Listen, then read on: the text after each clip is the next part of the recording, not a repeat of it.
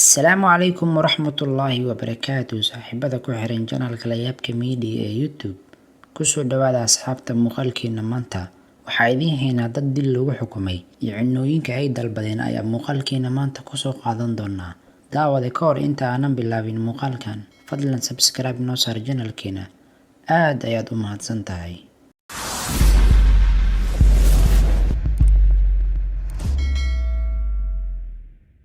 Victor Harry Fogor 1963.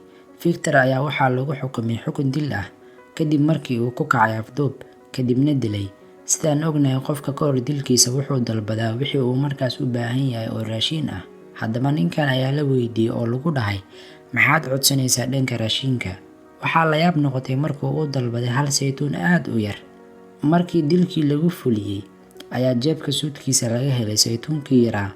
Ninkan ayaa aaminsanaa saytuunka yar uu jeebka gashtay marka la duugo inuu geed ahaan ugu soo bixi doono qabrigiisa. Gerald Lee Mitchell ayaa ka wanaagsanaa cunada uu dalbaday Victor sida uu sugayay marka la gaaray xukunkiisa dilka ah. Gerald ayaa hal shay maskaxdiisa ka bixi weysay. Markii dambe ayaa wuxuu dalbaday Jolly Rancher, weliba nacnaca adag ee inoo muuqda. Kadibna si degan ayuu u dhamaystay ka hor dilkiisa.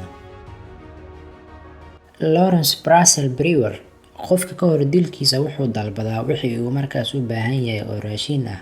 Haddaba Lawrence ayaa la weydiiyey oo lagu dhahay, maxaad codsanaysaa oo raashin ah? Wuxuuna dalbaday sanadkii 2011 cunooyin kala duwan: digaag la shiilay, burger hilib doofaar ku jira, omelet hilibka lo'da leh, jiis lagu daray hilib, pizza, rootiga cad, subaga lowska, ice cream gelato iyo 3 dhalo oo khamri ah. Brewer ayaa diiday inuu cuno cuntadii dhammaan markii loo keenay, wuxuuna sheegay inay wax baahi ah haynin.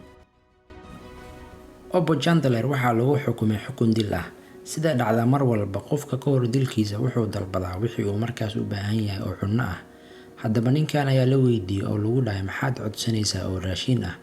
Wuxuuna dalbaday rooti ku jira salaad iyo chicken, loos la shiiday, sandwich laga sameeyay canab, shaah baraf ah iyo kafee.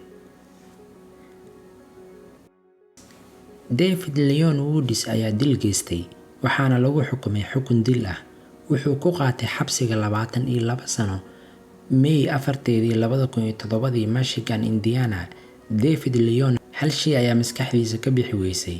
Sidaan ognahay, qofka ka hor dilkiisa wuxuu dalbadaa wixii uu markaas u baahan yahay oo raashin ah. Haddaba ninkan ayaa la weydiiyey oo lagu dhahay, maxaad codsanaysaa oo raashin ah? Wuxuuna dalbaday pizza iyo keega dhalashadiisa. Ugu dambeynna wuxuu la qaybsaday labadaba familkiisa.